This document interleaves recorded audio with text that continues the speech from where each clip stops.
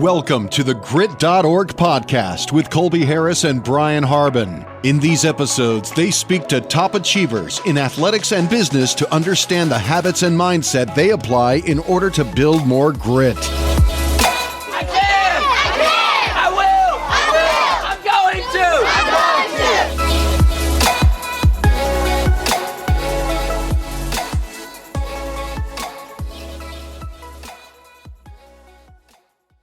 All right, welcome back to the Grit.org podcast. My name is Colby Harris, and I'm here today with our guest, IFBB Pro, future Mr. Olympia and influencer, Matt Greggo. Matt, thanks for coming on the show today. I like what you added there. Appreciate that. Meeting you in person today, your physique is twice what you show on social media. I get that sometimes. I've got a lot of couple times. But yeah, we're here today to talk about Matt's story, what he's been through, what he's currently working on, where he's going to be in the next 5 to 10 years. So we're just going to dive right into it. Matt, you just recently moved to Tampa. We did. We got our first hurricane on the way, so it should be a fun experience for you. Yeah, we're already kind of worried about it. I don't know if you might get into surfing or anything like that here soon. Might be something you pick up with these hurricanes, but I think I'm gonna stick to bodybuilding. Yeah. I'll probably hurt myself if I go surfing. I'll leave you to the surfing. No worries. But yeah, Matt, start us off by telling us where you're from, man. Tell me a little bit more about your upbringing in your hometown. I'm from Allentown, Pennsylvania. Well, Copley, Pennsylvania. It's a very small town, USA. Actually, if you follow football, Saquon Barkley is from the same town that I grew up in, and you guys probably aren't too far off in age either. I think we're the same-ish age. So did you see him coming up a little bit through your early stages? I've heard about him, but I was a basketball player. I wasn't a football player. Ironically, people was like, "Oh, you're a wrestler, a football." I was like, "I'm a basketball player." Yeah, but obviously, I gave up on that dream because I'm 5'10" and a half, and you gotta be a little bit taller to do well in basketball. Yeah, not dunking. No, I actually could dunk, but I didn't have everything needed to be a professional basketball player, so I gave up on that dream to do this bodybuilding. Yeah, and that was going to be my next question. I mean, I know you started lifting at 14, but tell us more about that early passion for sports. What do you like about it? Honestly, for me, what I found through sports, it's pretty funny to say, is I actually don't like team sports, ironically, which is why I'm a bodybuilder. I like just being in the trenches myself. That's not to say I don't enjoy the aspect of a team, because like what I do, we have a coach, we have people like my girlfriend, people that I consider a team. But at the end of the day, it's me doing the work. It's all up to me to execute and get to where we need to go. So that's why I really love bodybuilding. I did love basketball, but I figured bodybuilding is better for me for what I'd love to do. So I just when I was growing up, I was really good at sports. I was good at baseball, basketball. I just never got into football or wrestling, anything like that. But I think personally that when I started to lift weights at 14, in my mom's basement, mind you. Like the jokes about the mom's basement thing. Yeah, I started during COVID in my mom's garage. No, we're talking about 2010. In my mom's basement, I was using a Gold's Gym weight rack system that I almost killed myself like 13 times, racking the bench. And I was actually afraid to go to the gym. I was afraid to go to the gym because I didn't want to be embarrassed because I didn't know what to do. I didn't want to do a lat pull down and do it the wrong way or anything. So I worked in my mom's basement all the way till I was 18. Really? Yeah, I never went to the gym. And the only reason I went to the gym because I went to college, I was like, all right, I got to go to the gym now. I don't got mom's basement anymore. So how much did you grow from 14 to 18 just doing that in the basement? More than you would think. But I wasn't training legs. You couldn't really do legs. Didn't have a leg press or a leg extension or anything like that. I didn't really have anything to use to train legs. So I just didn't. But I grew a little bit. I didn't have the knowledge I have now. What I think people are so lucky about is the internet is even bigger now for gaining muscle and everything. Like we didn't really have that. Like I would go to YouTube and like search things, but there wasn't really coaches or anything like that. So I just kind of did everything on my own. But yeah, 18 is when I first started going to the gym. I had to because I didn't have mom's basement. Right. And let's lead into that. So you did just say you went to college. What led to that decision? Where'd you go? And what was that experience like? So it's funny because we're in a podcast studio, but I actually went for film. And I did 2.5 years and I dropped out. I was a college dropout. Whoop. Same here. Yeah, I only made one semester. Well, that's something, right? Yeah, I tried. But I went for film, and honestly, I don't even know why I did. I just kind of like the idea of like editing videos and stuff. But I did it, and I was like, I actually hate this. I was living in Orlando, so I was actually in Florida. But I just didn't really have a passion for film. I kind of saw myself as being the person in front of the videos, not in the back end. So I dropped out and became an official college dropout. And what was the next step from there after you left college? Honestly, the next step was I didn't really have a clue. I had no money, so I moved back home to Pennsylvania. And I actually started to pick up my passion for lifting then more than ever because I had a lot of free time. I was trying to soul search and figure out what I wanted to do. And that's when I truly think that I got the iron bug to want to like do this, to be maybe a bodybuilder one day, get on stage, something along those lines. But when I dropped out of school, it was like a blessing because I started to really dive deep into this world from then. And for me personally, when I first got into the gym, I used to struggle with like a lot of anger issues, honestly, emotional management. And did you kind of find a safe haven when you started going to the gym more consistently, somewhere you could let out that energy and kind of navigate life? Absolutely. Yeah. Like, you ever hear the term where people are like, oh, the gym's therapy? Mm-hmm. Gym's my therapy. And there's times like even now, like I have things going on like business and, the pressure of the shows and now like the Olympia. And at that moment when I go to the gym, I could just finally like have my music on and just vibe out and just be at one with my soul. As funny as it sounds, but like that's my time to really just like meditate.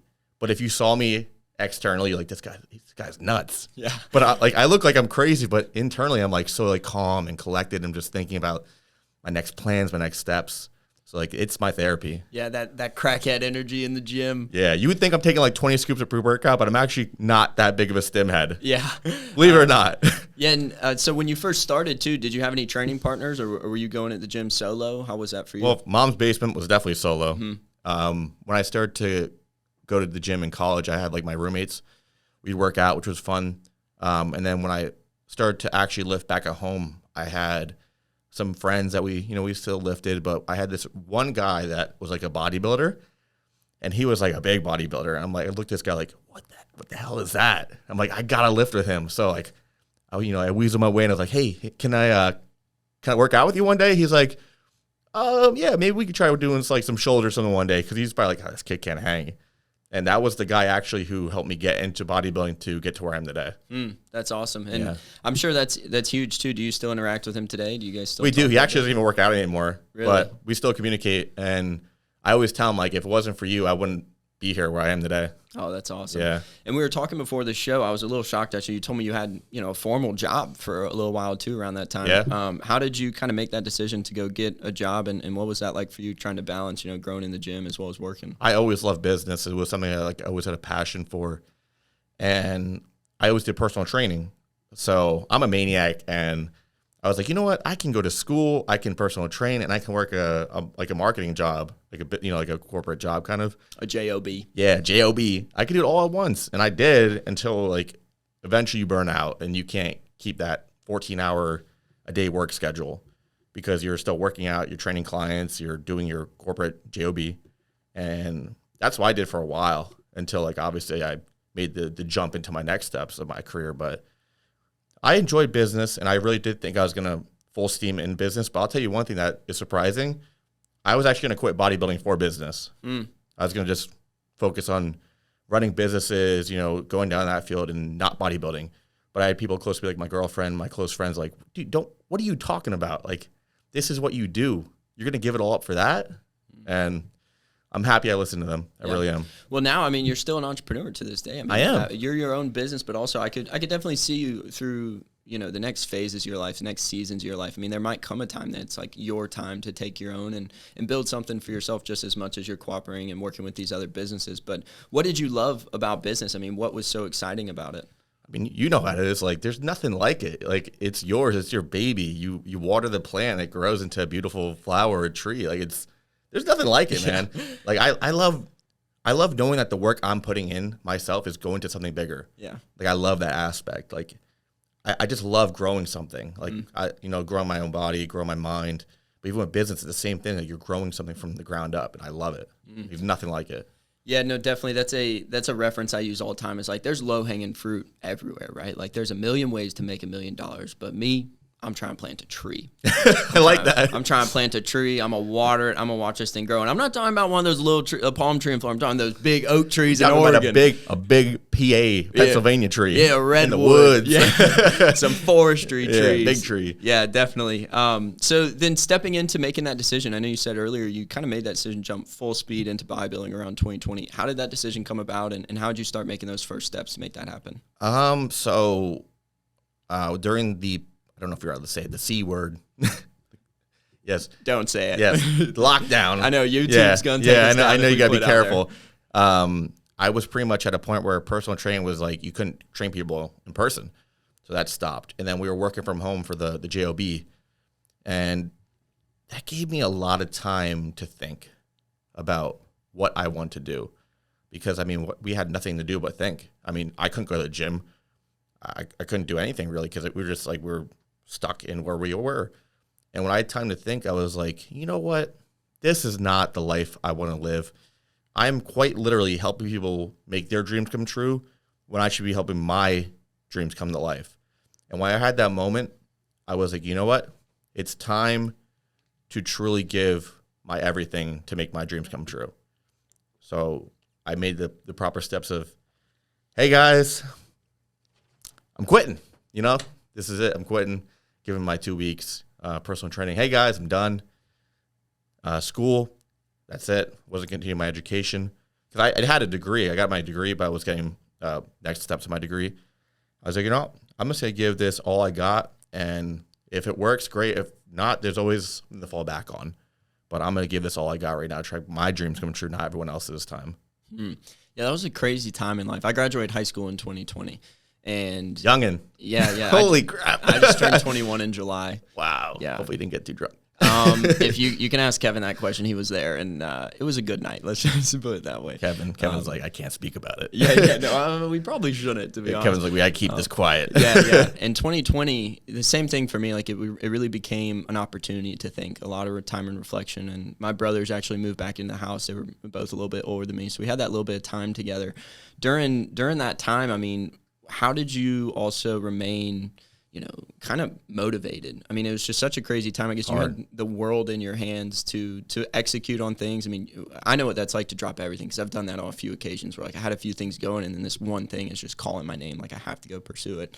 So how did you really, navigate that through your first couple weeks, your first 6 months? Well, I'll go to this is the reason why I feel like I really pushed to quitting everything because I was so low. Like I was at such a low point, not being able to do what I love because I couldn't go to the gym. The show I wanted to do, I was going for my pro card, was canceled. Like I was forced to not do a lot of things I wanted to do. And I honestly became depressed during that period because of that. And that's when it really helped navigate when I was starting to get out of that phase of being down. Like, okay, what are our next steps to make sure we can live a happier life? Because what we're doing right now is not happy, or it's not really making us happy. But this is going to eventually subside, and then we're going to have to go to the next steps. When I quit the jobs, I pretty much said, what do I know best? I know training, I know bodybuilding, I know social media, I know creating content. So I'm going to go put all my efforts in all that and, coaching athletes. So the first few weeks were kind of like, oh crap, like I'm not making any money now. Like literally no money. Like this is going to be a struggle. But I just kept telling myself like, this is what God has planned for you. This is your destiny. And even if it's a struggle right now, there is a beautiful moment to come. You just got to keep focused and keep grinding. Yeah, and with that right there, I want to stay on this topic for a second. So you're a man of faith, obviously, of course. right there. Jesus right here on my wrist. Well, on my forearm, rather. Yeah, that's awesome. Tell us a little bit more about that. Have you always had a walk in faith, or how did you come to God? I have. There's times where I have like not been as close. Like I grew up with a family that was very big in religion. I went to a Catholic middle school. I was in Catholic school all the way to 8th grade. So religion was a very big part of my life. I did kind of pull, not fully away, but pulled back a little bit. But I'll tell you what, when I got through that period when in 2020, I became closer to God than ever. And ironically, when I did, that's when things started to really make sense for me. Yeah, definitely. My family's very big believers as well. We were just talking about my watch. My granddad was the biggest of them all with his company. I remember he actually had a deal with Disney back in the day. He ran a pie company. And that's why it's Mickey Mouse now. Yeah. Oh, okay. That's so cool. he's always been a huge fan of them, and like was actually friends with Truett Cathy, the founder of Chick-fil-A. He served on the board. No way. Yeah, served on the board of my granddad's company. And Sometimes I go there on Sunday and I get really disappointed because I'm like, ugh. oh, I'm that guy always. Always. Pulling up on a Sunday when you're craving it. Want like a Chick-fil-A sandwich. Or in the airport on a Sunday. Oh. That's awful. When you're just dying for some Chick-fil-A on a Sunday in the airport. Even their especially. cookies. Yeah. Don't get me started. Yeah, well, their message, obviously, through Chick-fil-A and within my granddad's company, when he had that deal with Disney, he used to put Bible verses on the pie. And, I mean, you can imagine a deal with Disney is a multi-million-dollar deal. And at one point, they came to him and said, hey, this is, you're pushing something we don't support. You can't, like, put your Christianity in people's faces. And he actually dropped the deal. Wow. Yeah. So that talks a lot about him and his character. it does, and that's something that I've obviously always carried with me. And when I talk about religion, because my walk in faith has been tough, just it's one of those things you understand. Like when you feel like you're getting beaten down, how do you look to somebody that's supposed to like essentially be the one to get you through it? But when I think about that, and what he did in that situation, it's just a reminder of like how powerful his relationship was, and that's why I've always loved him. Contrary to like the church and like sometimes what they promote of like you need to be in the church, you need to support the church, give money to the church. He would always say to me, he's like, it's about you and God. Like I agree 200% with that right there. he quit going like through I'd probably say like 80 to 84, he quit going. And he was like, I sit here, I read my Bible all day, I watch some church on TV, but he's like, I'm separated right now. Like I'm building my relationship with the Lord and nothing else really. Right. I love it. I think I'm not the exact same. I'm very similar with that. Mm-hmm. Yeah, so moving into the content creation too, talking about that, tell me a little bit more about how you broke into that game and when you started. Because I guess in 2020 you said you were already grasping an understanding of social media. I was making content, but I wasn't really like pushing it like hard. Like I wasn't really all in on it. So where would you say your following was at around 2020 when you went all in? Let's say like October of 2020, I was at like maybe like 10,000 Instagram. I was like struggling to get the 1,000 on YouTube. I was like the goal, like get 1,000 YouTube, you can get monetized. Like you're living the life. My biggest platform at the time was TikTok. I was at like maybe like 100,000. Like I was actually getting steam on there. That's definitely like the platform that really took off for me first. But it wasn't a big following, but it was enough that there's a proof of concept there that it can be something. Right. And what do you think the ingredient for success has been up to this point for you in building that digital brand? I think just like always staying up to date with like what's popping off, like what do people like to see? Because I can easily tell what I like to see, but what do people want to see? Like we all have preferences, but it's all about what the people want to see. But I always do go to what I want to post on social media, because if I feel like I'm faking something, I just don't have any long-term incentive for me to post. Like I always want to post what makes sense for me, but I do want to make sure I post what the audience enjoys as well. Because I'll tell you what, when I had some struggles in my life around content, it was because like, okay, I got to post what makes the most views, like what gets the most views. And that put me in a dark place doing that. Like, oh, you got to post this type of YouTube video, this type of Instagram post, this type of TikTok, because it's going to get the views. But was it really what's doing good for my soul and what I enjoyed and the message I want to get out there? No, it wasn't. Yeah, I'm a huge fan of Gary Vaynerchuk, and that's what Gary he V. promotes. Yeah, he's like if The you're OG hustler. oh my gosh, that guy's goated.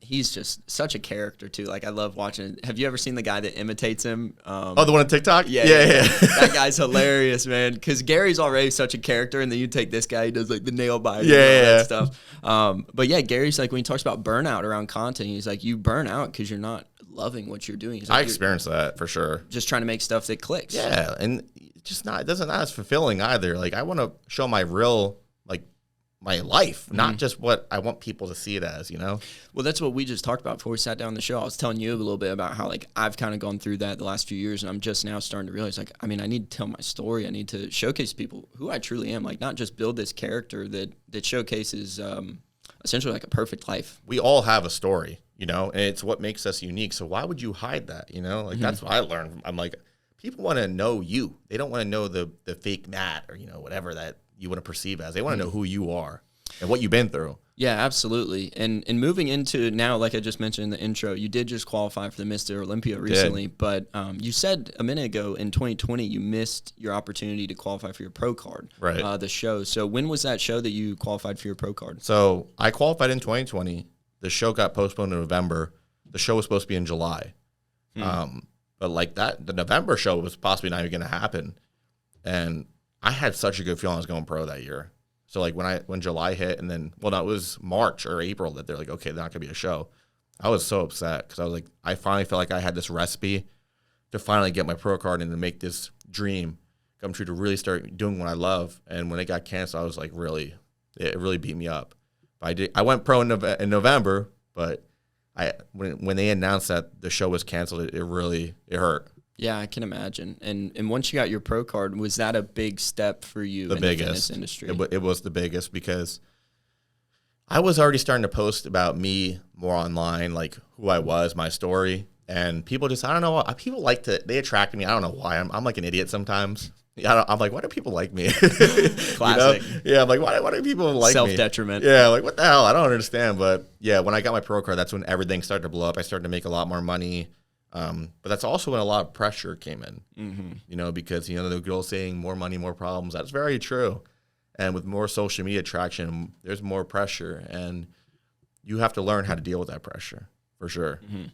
And outside of pressure too, I mean, I can tell like you're very well spoken, you're confident now and things like that. But what about when you were first starting out? How did you deal with the people that were like naysayers or in your comments? How far back are we going? Are we talking like 3 years ago? Or? Yeah, no, let's talk about when you first started, because I mean that's where most people lose, right? I mean they get 10 posts out, and then that one bad comment comes in, they're like, man, screw this, I'm not gonna. Well, you heard, I was afraid to go to the gym. I was in my mom's basement, so obviously I had some fear of judgment. And that definitely was too when I was posting on social media and things started to even pick up a little bit. But eventually you just gotta, you know what, this is what I'm doing, and people are always gonna have something to say, whether it's good or bad. And you just have to just push on. Life is just too short to worry about what people are gonna say about you. So even when I was younger and getting to this, I definitely had fears. I didn't want to be judged, but eventually you start to grow in your own skin and be comfortable and confident in what you're doing, and you just push past all those the self-detrimental things you think. Yeah, on the way down here, I was listening to Alex Hormozi podcast, who's one of my favorite entrepreneurs. He's great. And he has this quote about, essentially he says, you need to build a booklet of undeniable things you've done that showcase you are who you say you are. Like that, you don't need to go crushing by with your success. It's about building that book of things that you've done. It means it's undeniable that you are who you say you are. Building up others as well, too. Not just like building up your book and then creating other books that are beautiful as well. And that kind of pivots right into the next question I want to ask. So you get your pro card November of 2020. Coming into 2021, something I actually just learned about you today is you're working with a lot of really high-level athletes. So going into 2021, were you still coaching, still working with other people while you were focusing on your business? Yeah. And what's that been like, building those relationships and helping other bodybuilders reach their goals? So fulfilling. It's like there's times where I'll go to a show and I'm coaching an athlete and they win. And it sometimes it almost feels better when you win, when you see their family excited, they're excited. Like, I can't explain what that feels like when you help someone truly accomplish their dream, and you know that you're a big part of it. Like, it's surreal. It really is. I totally agree. I mean, even this year with Kevin, so like I was telling you earlier, we raise funds to support kids that can't afford a summer camp. And one day we're at the house, we lived together through the summer, and Kevin closed the biggest sponsorship ever in the company at $5,000. Kevin. So, yeah, pretty big deal. That supported, what was it, 28 kids to come to camp free cost or more. Regardless, though, I was the first one that like started training. Did Kevin get a steak dinner? He deserved a steak dinner. Kevin we eat good. I mean, look at him. We eat good. He's eating big. But I remember just like such a good feeling. Like, I mean, I worked for 5-6 months. I raised $20,000. Kevin made one phone call and raised, a fourth of that in 15 minutes. Damn you, Kevin. But just like you said, I mean, I, kind of showed Kevin the ropes originally with sales and like talking about the company and how to promote it. And it was just such a cool feeling, like sitting there and just kind of punching back and forth. But like, dude, that was awesome. Nothing like it. Yeah. To see him succeed, it feels so good when you can uplift people like that. That helps you get more blessings too. If you truly from your heart, you're happy for people who are succeeding, I feel like God always takes care of you. Yeah, absolutely. And that same thing was in the podcast. I mean, it was a 3.5 hour episode because I drove from Jacksonville this morning. That's a long drive. Yeah. 3.5 hours. And, another one of the things that he was talking about is how it's like, imagine, Alex Hormozi had said to his trainer in high school, a teacher, he said, I can't wait for our 10-year reunion. I'm going to come back and be so successful. I'm going to look at John and be like, yeah, John, look at me now. I'm so successful. And the guy was like, if I have anything to do with that, you will not do that. Like, if your goal is just to beat out that guy, you're a loser. Like, how are you going to go do all these things for this guy that, frankly, is going to laugh in your face when you say it? Like, you did that all because of me, this kid that just went to high school with you and maybe made fun of you a couple times. So like, irrelevant to anything, Exactly. But tell us a little bit more about that year, 2021, coaching, building. I mean, now I've obviously kept up with all your social media. You're at like 150,000 on Instagram, over 600,000 on TikTok. I didn't check the YouTube. I'll have to double check. Growing fast. What are you at now on YouTube? 45,000, I think. Wow. I bet you probably could hit 100 before the new year. I think it's possible if the Olympia content pops off. And it will. Yeah, I think it's going to pop off. Yeah. But tell us more about that year. I mean, I know that 2022 was a tough year for you, and I want to get in that. 21 too. Yeah, that's what I was going to ask is tell me kind of where that momentum continued to grow, but also you had some more adversity placed in your life. Absolutely. So 2021, I would say, was so many blessings and then so many things that just like crumbled. I did my pro debut, got third, and I did 2 shows after, and I pretty much got last. And I was hyped up as to be this person who is like, the next big thing coming. And it really, it tore me down when I had the bad showing. It's kind of, I was I was crying when I had that bad placement, not just because it was a bad placement, just because I felt like I let down thousands of people, not just myself. And I felt just like so terrible about everything. But ironically, as we're progressing into the year, I was making more money than ever. I had the best sponsors that I've had. I had so many blessings. Like, things were just great. Making the most money, most sponsors, most followers, most clients.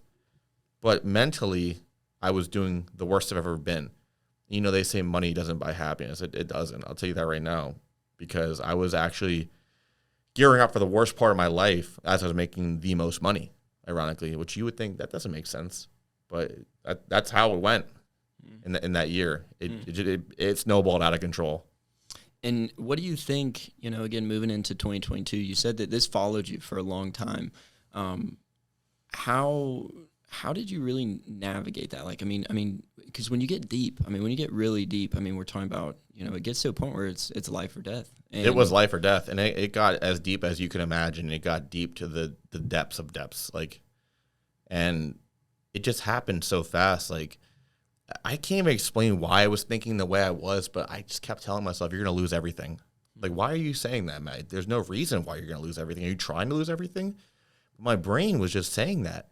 It was just anxiety. It was just constant anxiety about the pressure I put on myself, the pressure of everything. Like, making this amount of money now. Like, I went from making no money to a lot of money. Like, this was just so many, it was blessings too. Like, I was stressing my blessings, as they call it. And I just couldn't handle everything that was going on. I went to a psychiatrist, and what did he say? He said a lot of things, but essentially he was like, my brain, I have ADD, as you can probably tell, ADHD too. And I also have like adrenaline spikes, right? Where like, it's good because I can get a lot of work done, but it also is a detriment to me, right? So he essentially said that I was a victim of my success. Right, so I had all these blessings in my life, and for most people, it'd be like we're celebrating things, right? We're just happy about everything, but I was actually the opposite. I was stressed about losing what I had, not being thankful for what I had, and I think that's when God was like, "We're gonna pull you down until you realize what you truly have." So that was 2021. December 2021 was the worst month of my life. I almost wasn't here to have this conversation with you because it was that bad. Separate times, actually. Yeah. And I look back now on that period into 2022 when I was truly depressed and anxiety, lowest point of my life, and I'm thankful for it. And you may ask why. It's because without that low moment, the lowest in my life, I would not be here, the man I am today, where I'm at today to influence people, to help them realize their potential in life, to inspire, if I didn't go through that. So, like, I'm thankful that I went through it, but I'll tell you what, during the process, I was crying every day. I was asking, why me? Like, why is this happening to me? I had everything, and I'm losing everything now. It was just very, like, I just couldn't understand it. But now I look back, and I'm truly thankful it all happened. Yeah, absolutely. And I think one of the scary parts is, too, when you look back on times like that, because I've been through similar things, and more familial than it was, like, financial and, the pursuit of excellence and things like that. I was a very young age. one of the scariest things is just like you're talking about, like not only the people you impact, but the people that care so much about you. It's so hard to remember how important you are to so many people in your life, whether it's family or your closest friends. It's easy to forget. It is.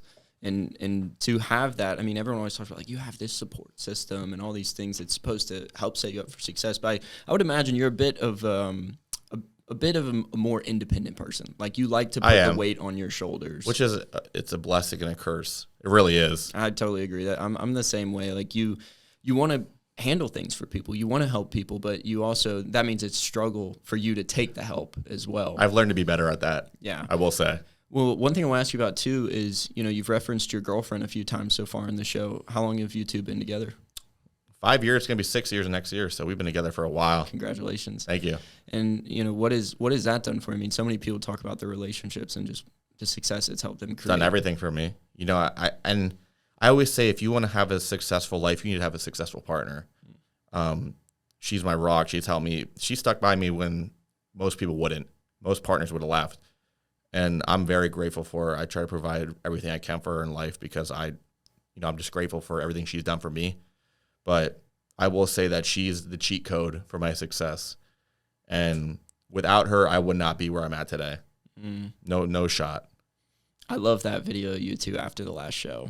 Yeah, that's a heartstring one. It's such a good video. Dude, it's like I was on stage, but she had such a big part of it. It was just like, it was emotional for both of us, Well, it's like C-Bum, too. I mean, he always talks about, his wife and what she's done for him. And in all his YouTube videos, she's cooking the meals, she's going with him. She's like kind of talking shit a little bit, too, to kind of keep him in high hopes. We're definitely talking shit to each other, too. Yeah, I mean, I know what it's like when you're cutting and stuff. I mean, very few things can make you crack a smile or feel any sort of happiness, to be honest. Ain't that the truth? Yeah. But that's awesome. It's just one, my granddad, again, same thing. My parents are divorced. My granddad was with his wife for over 60 years. Yeah. My parents divorced too, so we're in the same boat there. Yeah, that's how old were you? 19 months. Really? So it was early on. Very early, yeah. You never lived you don't remember living in the same house together? Not at all. No recollection at all. And what was that like for you growing up? It was just... Did you guys do the visitation thing? We did. Stuff, or? You never really understand things until you're old enough to understand it, if that makes sense. Oh, yeah, tell me about it. I feel like it's actually good that it happened that young in my life, so I didn't really have as much knowledge, Yeah, I was a little bit different. I was about 4 or 5, so I remember living with both my parents. I feel like it impacts you a little bit more that way.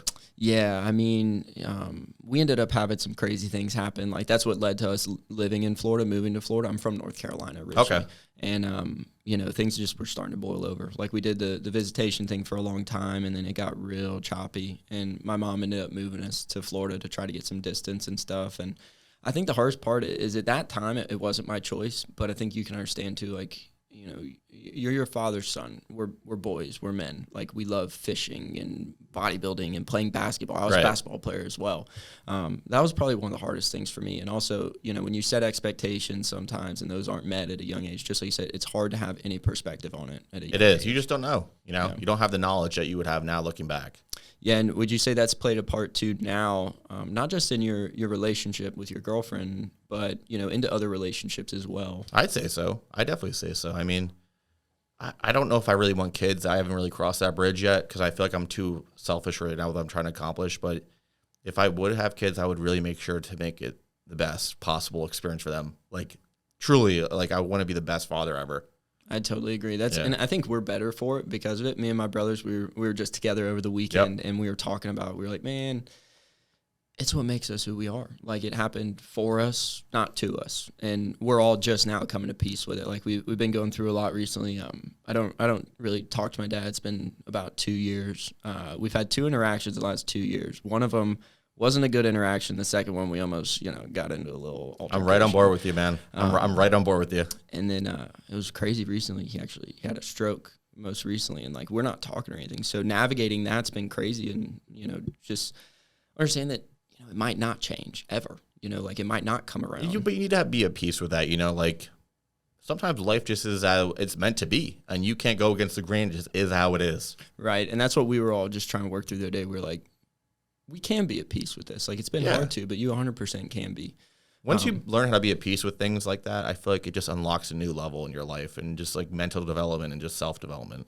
Yeah, if you had any piece of advice for any other kids going through it or anybody dealing with it, like what do you think the most important thing you've learned from it? Just even with hardship in general, it's like you just need to fight through it sometimes. Like even like the moments where everything is crumbling, like just have hope because like there's that other side.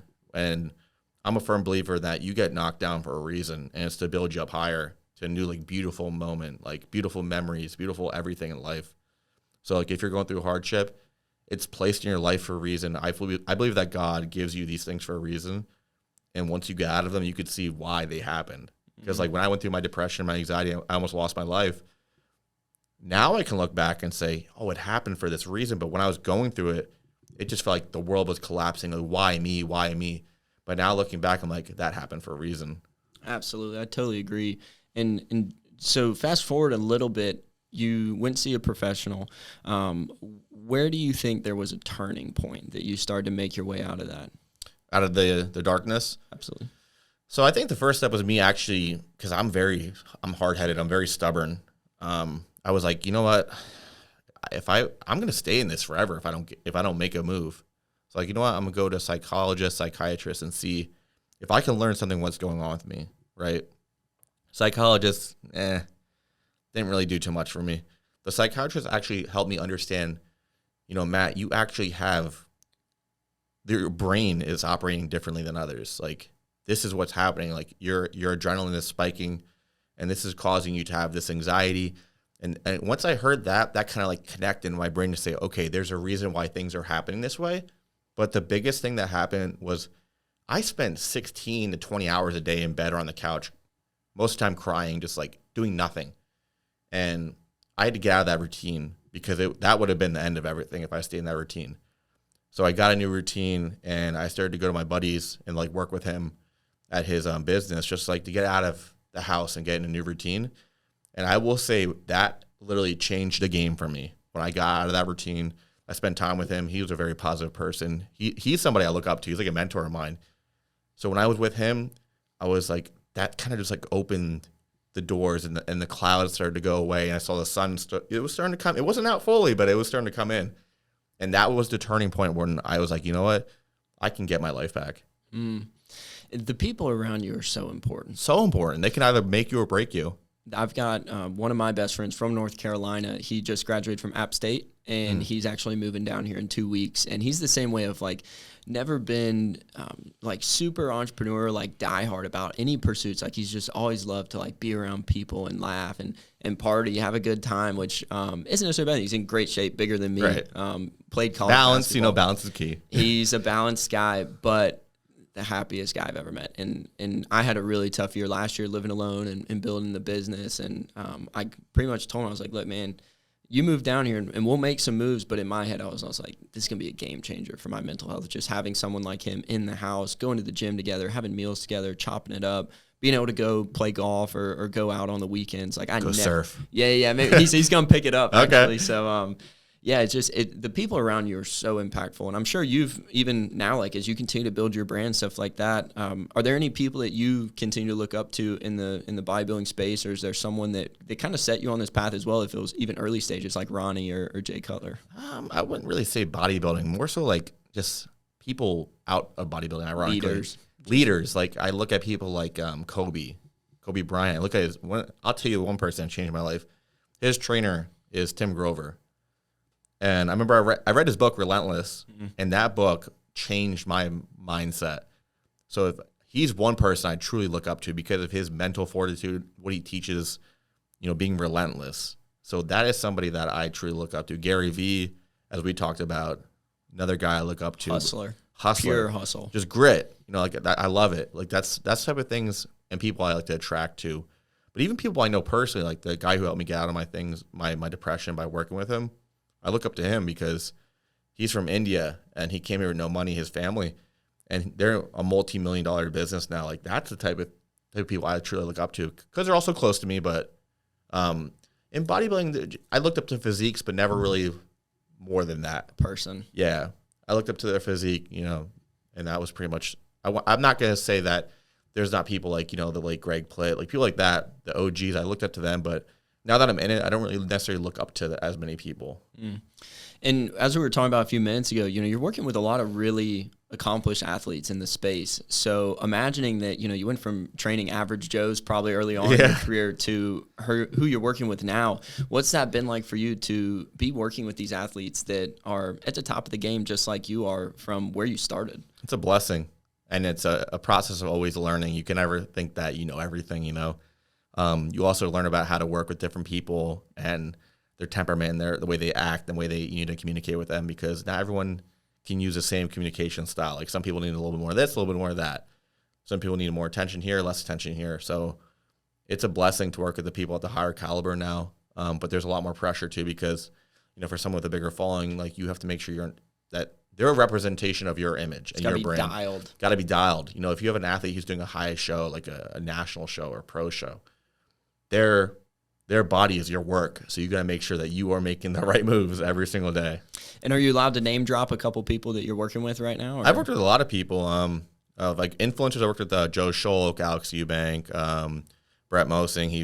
I helped him get his pro card. Like those are like influencers, but I help a lot of NPC athletes and pro athletes that I'm not gonna say I don't enjoy the influencers, but I enjoy the athletes a little more than influencers. Maybe a little more focus on. They're just really gritty. Like they get down and dirty. Like they just get nasty. Like they'll do whatever it takes to win. And that's how I am. Like I'm the same way. Like you tell me eat dirt, how many times? How many ounces of that dirt? Yeah, if you like Kobe and Tim Grover, then you gotta have that mentality. Yeah, you gotta be a hustler. A dog. Yeah, a straight dog. That's what I always say. There are some influencers who are like that though.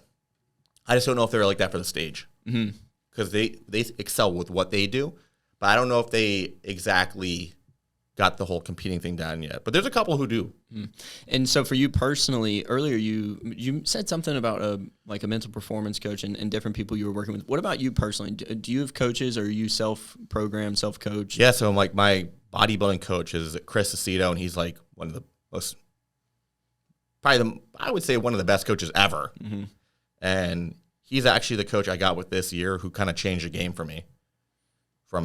I got to Olympia now because of him. Yeah. He changed the game for me. Absolutely. And have you ever worked with a mental performance coach or anything else in your booklet of people? I have worked with people for psychology and like that, but that's funny you say that, because I want to get not a life coach, but kind of like a mental development coach, like somebody to help me navigate my brain and how it works and how to excel in sports and business. So I guess it would be a life coach, but I've actually been really curious about that. Yeah, so when I first started at grit.org in 2021, that was kind of an idea that we were developing, is becoming mental performance coaches, and something that Brian, the founder of grit.org, really does a lot of work in. And it's interesting because it's a different space. I think it's needed. It's very much needed. It's really needed. High performers. Just like Kobe, like Tim Grover. He needed him. Right. Like as much as he was like a weight training coach for those guys and stuff, he was all mental too. It's in the book. It's in all his speeches he does. He is a huge supporter of the mental game, just as much as anything else that you're doing. And on that note, do you always see yourself as like a fitness coach, or is there something? I know you also work with a couple brands and things like that. Like right now, where's your focus currently? I would say I have a lot of focuses right now. It sounds like it from our pre-show. It's a lot of focus. I have to do the social media aspect, which is a full-time job. I have my sponsorships, which is a lot, and then being a bodybuilder at the level I am it's a full-time job in itself. And then I coach a pretty large amount of athletes. I actually scaled it back a little bit because my thing is I don't want to ever lose my quality of work. And with everything going on, I can't take on 100+ athletes anymore. I need to scale it back, but my focus is, I'd say right now, on that Olympia. Because I feel like that is truly the next step in my life. That is where my ultimate destiny is being a Mr. Olympia champion one day. I can see it now. Hey, I like it. I'm serious. And you've clearly put on a lot of size, too. Have you been doing some things as you've progressed through this? How have you evolved over the last couple of years? Because from when I first was introduced to you through TikTok and stuff, for all our listeners, I've been following Matt for a long time now, probably upwards of 2 years. How have you evolved through your bodybuilding career with that focus? Was it always to be Mr. Olympia, or were you just trying to do some shows? I didn't believe it for a long time. to be honest with you. I feel like this is the first year, like, I feel like maybe I can do this one day, actually, like, because I was doing men's physique. Now I'm doing classic physique. So, like, that alone was a big change. Like, and what I did this year has never been done before. There's been a men's physique athlete who went to the Classic Olympia their first year in the division. So it's the first year it's ever been done.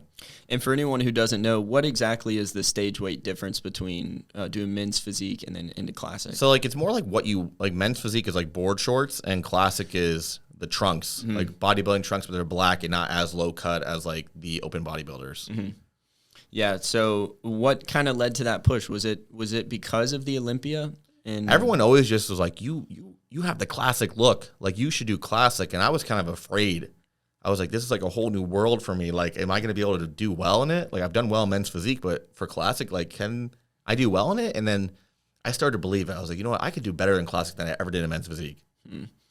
And now, I mean, again, you're progressing, you're still building, you're still growing. I want to ask, how does that, what you went through over the last 24 months and things like that, how does that still linger at all? Or, do you still have a fear? And what would that be at this stage in your career? Like going back to where I was mentally? Well, just, looking at now where you're at, because obviously everybody continues to go through things, right? Like, just when you think you figure it out, it starts to go the other way. So, I mean, is there something that you're still, like, you keep in the back of your mind of, like, I need to make sure that I, like, work towards this or I build off of this to... Just faith, brother. I mean, honestly, I have trust in God that He is planning everything that it needs to happen for me. Even if it's a low moment, I just know now that it's going to make sense down the road. So I don't fear it. I don't question it. And I have confidence that whatever is happening is for a reason. Even if, like, something bad happens, I know it's happening for a reason, so I don't question it. Yeah, and you've been moving through some changes, too. You're now representing Young LA as your main sponsor. I am. And heading out there soon for a photo shoot and stuff. Yeah, the block party. It's going to be crazy. I don't doubt it. I mean, they're crushing the game right now. They are. I'm sure that call-up was pretty surreal, too. I mean, not that you fit it perfectly. I mean, you got to be one of their top athletes now. But I wouldn't say top, but I'm definitely getting up there because, they have some big names. Yeah. But I feel like I'm starting to climb the ladder here this year. You said you kind of you picked that up just a few days after leaving your last sponsorship, and you left your last one without really any idea of where you were going next. Yeah, it was just run it, see what happens. Whatever happens. That leap of faith per usual. Yeah. So what was that like when you got that call up or that email? I mean, I was stoked. I'm like, this is great. This is exactly what I wanted to work with. This is great. That's so funny too, because we were talking earlier. It's like, good things come back to you. They always do. The energy is everything. Yeah, and you've got a lot of it. I mean, I said earlier, I mean, you're making my life a lot easier. Yeah, I try to, man. I try to make everyone's life easier, but my girlfriend would be like, he's a pain in the ass. Yeah, well, stop lying to all these people. Yeah, you're a liar. Show them who you really are. I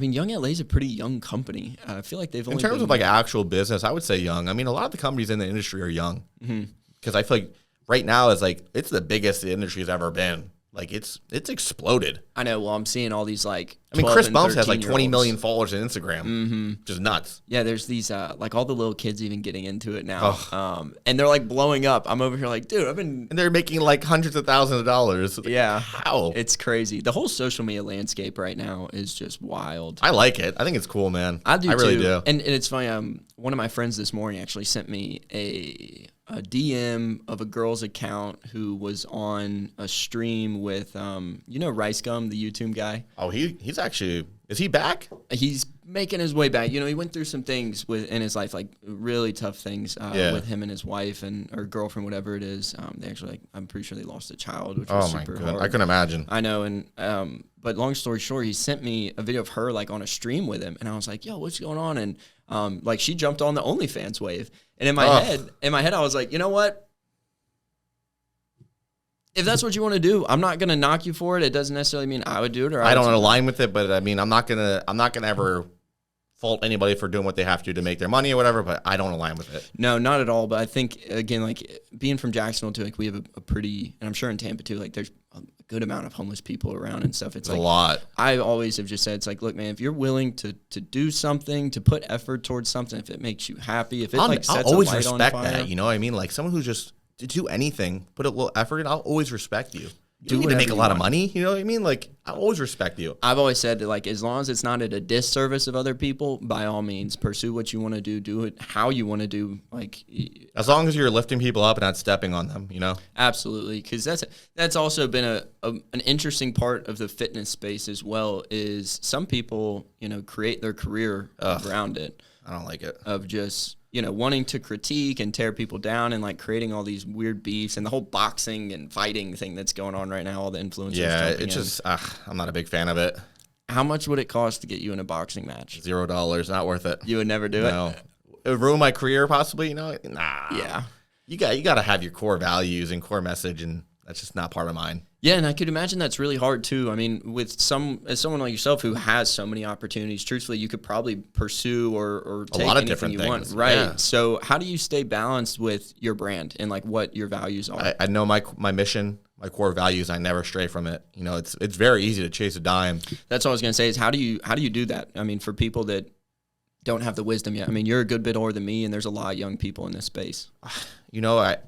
The money. There's a lot of money to be made, but it's how you do it that I think defines you.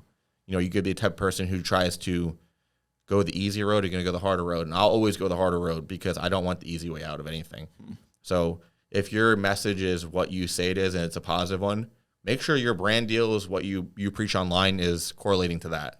And as someone who's worked through a couple brand deals now, do you have any tips for anybody that's looking to partner with a brand, or like how you first broke into it? When you were, did you do some outreach originally, like trying to get in touch with companies where they approached you first? Yeah. Man, that is some powerful stuff right there. Because like I'm a person who's pursued, right? Like I pursue really hard, and it's hard sometimes, because like you're not always getting yeses, you're not always getting feedback or anything like that. So for someone like myself or for someone in that position, do you have any advice for like getting brand deals or how you eye out the one that you should take? I mean, it has to align with what you produce and what you're about. And I think the biggest thing, like people, I want to be sponsored. It's like create value in yourself. Like make sure you have that value, and then worry about bringing brand deals on and everything. Like you got to make sure a brand wants somebody who has value. So make sure you have a message, you have what you would consider value, because then these brands can reach out to you and you won't be outreaching to them. So I think that's the biggest thing. But I've always gone about brand deals as, does this align with what I'm doing and who I am? And there's been times where I can make a lot of money taking these brand deals, but it just, didn't make sense for me. And I go back to the faith thing.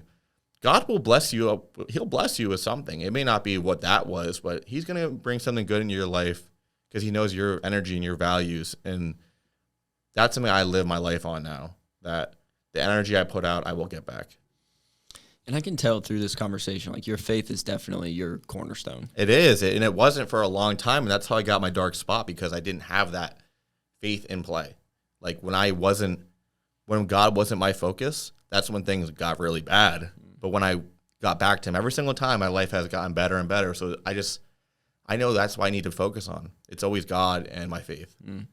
And for someone who's currently navigating that walk in faith, or someone that's never even been introduced to it, whether they're like me and you, who was brought up in a household that really was... We're definitely lucky. Yeah. For someone who hasn't been introduced to it, what would you say the first steps for someone to get to know God is?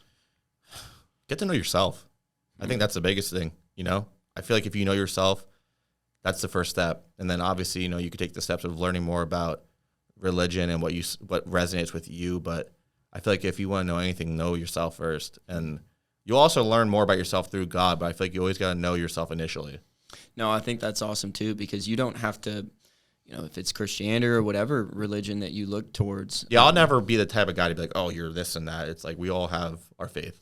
Yeah, I've done, I like to explore a lot of stuff from, hundreds of years ago, because the philosophies are very interesting. And there's obviously, with everything going on in the world, there's so many, mixed perspectives where people don't have the full picture in front of them, and they just want to draw conclusions so quick. Right.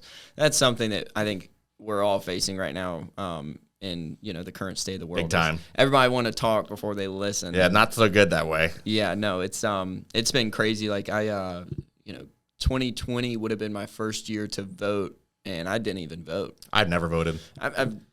I don't know if I'm ever going to vote, personally. Yeah. I haven't decided. Someone would have to come in that I feel like I can really rally behind. Right. And what's interesting about throughout the course of the presidential elections is some people get up and you're like, this guy's got a good basis of habits and principles that he lives by, and then you like start to like him, and then he gets on stage and he says something so out of left field that that's why I'm like, I don't even partake. Right. Try to steer clear. And how is that for you? Like, I mean, you're very mature in your focus, and again, you're way. I mean, I just say that because I'm sitting here having this conversation with you. How do you remain so focused now after what's happened over the last decade and all the growing you've done? How do you remain consistent and focused on what's in front of you? Well, I'll tell you what. But recently, this year I had a lot of goals, and a couple of them, they were pretty outlandish goals, and that's been my cornerstone of like, you know what, I can make these all come to life this year, and as long as God has them, because say like one of the goals I had this year doesn't happen, it'd be God saying next year is the right year. But my focus is on these certain things, and I've accomplished a lot of them already. And there's a few more that I want to make happen, and I'm going all in on making them happen. So that's why my focus is so like laser focused right now. Like it's just locked in because I wrote those goals down at January 1st of this year, and I was like, I'm going to do my best to make these happen. And if I don't, God's probably making them happen next year for a reason. Right. Just a little bit more time. A little bit more time. And what about, earlier we talked about the people you hang around and, some of the good people and stuff. But another thing I want to ask you, because we talked a lot heavily about how important the people are around you. What about, through this journey, especially I'm sure the last few years as you've been traveling and getting to meet more people, how do you navigate your relationships? When somebody, you can tell that they're not necessarily shining a positive light in your life or not a good influence. You know what? This is funny to say, but everyone who exits my life is worse off without me. I know it's messed up to say, but I'm a firm believer in that. And I've had a lot of people who tried to tear me down, who tried to take me away from my core messages, my values.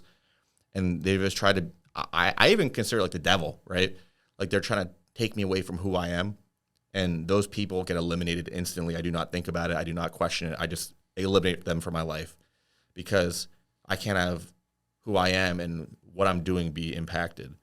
And ironically, I'm not saying I'm like some fortune teller here, but all those people who I eliminated were actually really bad people and were people who were trying to take me down.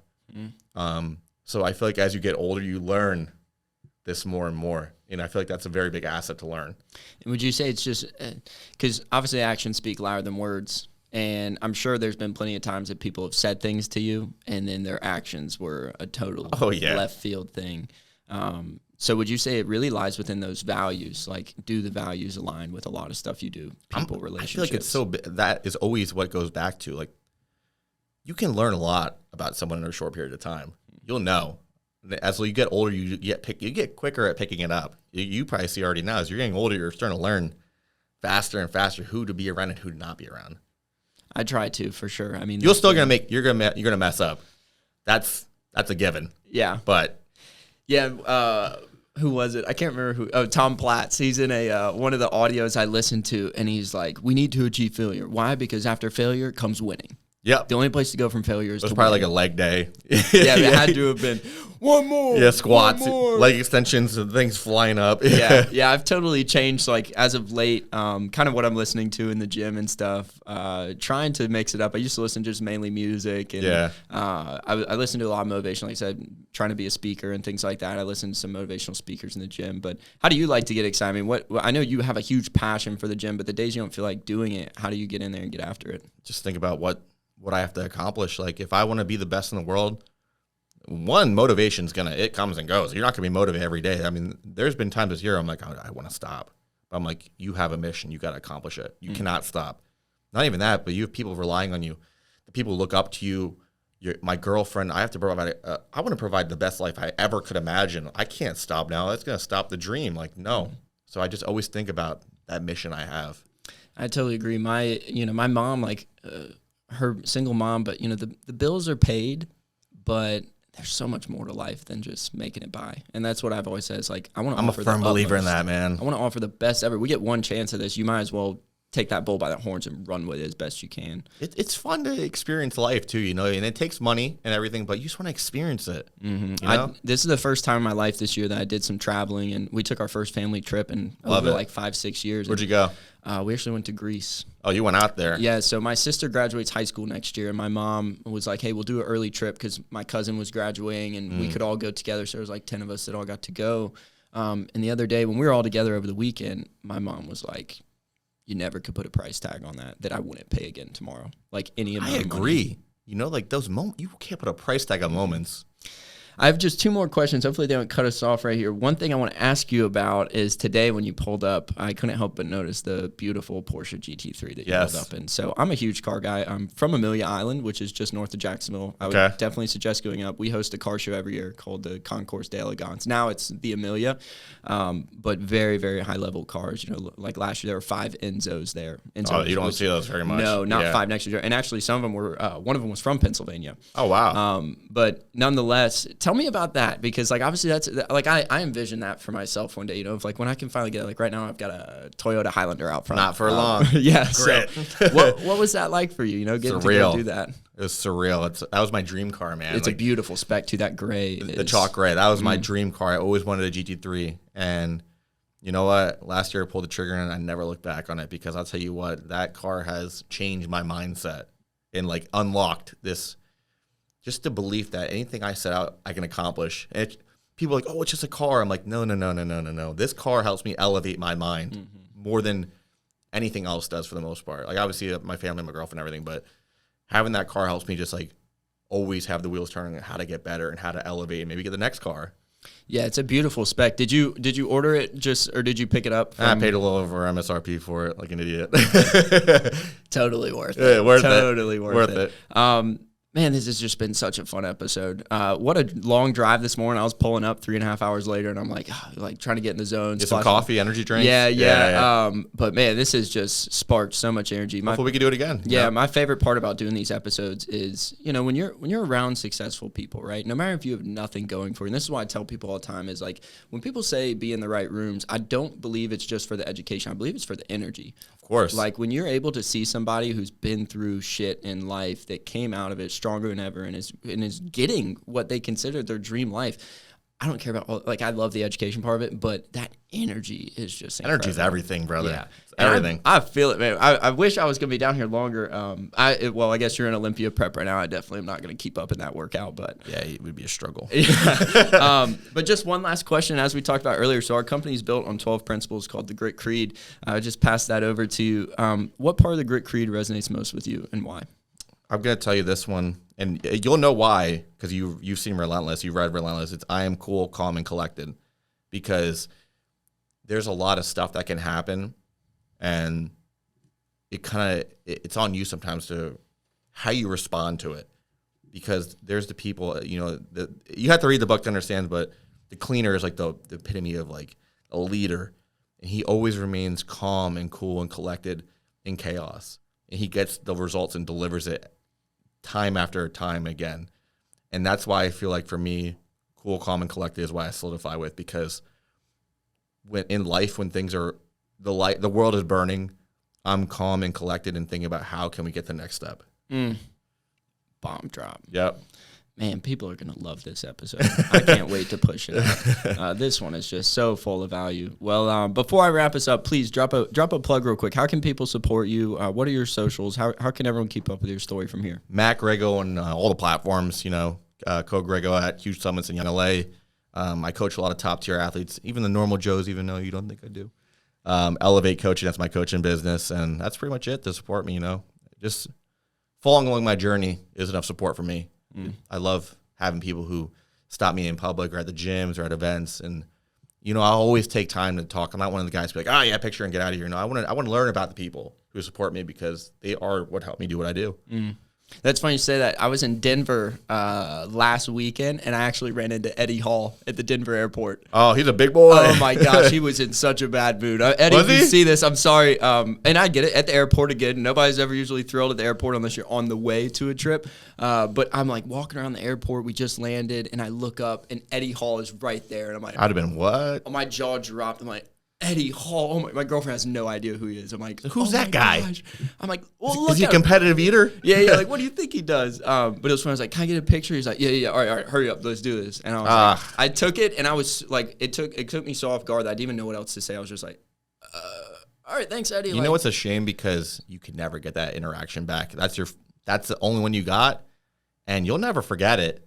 And I've had the similar interaction with somebody I looked up to when I was younger, and that's why I am the way I am now about my interactions. And I never want it to be a bad one, even if I'm a couple days out from a show, literally dying, like I'm like, oh, I have no energy. I'll always make sure to have a positive interaction with anybody who supports me. Yeah, and I mean, I love Eddie. I get it. Like, I mean, and people are always doing, like, I mean, he's up there. I mean, Eddie's been in the crushing the game for 20 years now. But there's plenty of other stuff we didn't get into today. Might have to shoot a part 2 sometime in the future. Matt, I really appreciate it. A blessing. I was going to say, just like you just said, I mean, you followed through with what you say you will do right now. Like, I've sent hundreds of DMs, thousands of DMs trying to meet with people, and you got back to me, and we're so easy to work with. You're like, yeah, send me some dates. Let's set it up. I'd love to do it. I try to be easy with things, you know?